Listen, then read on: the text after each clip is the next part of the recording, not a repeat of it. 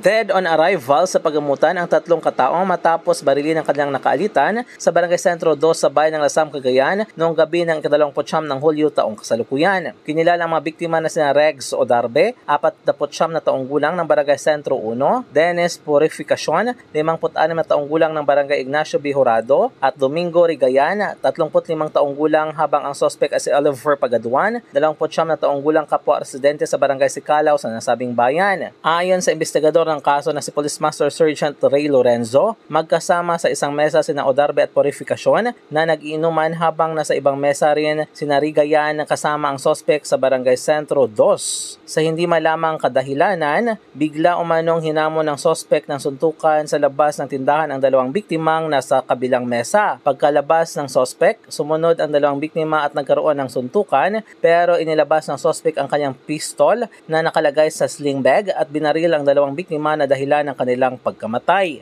Sinubukang umawat ang kasama ng sospek na si Rigayan, ngunit binaril din ito ng sospek na sanhi ng kanyang kamatayan. Nabatid na napagtripan lamang ang mga biktima dahil doon lamang sila nagkita-kita at wala naman silang dating alitan. Sa ngayon, patuloy ang ginagawang hot pursuit operation ng kapulisan sa sospek na agad tumakas matapos ang pamamaril. Mula dito sa Cagayan, MJ de la Cruz para sa Radyo Alternatibo, Balita Nationwide.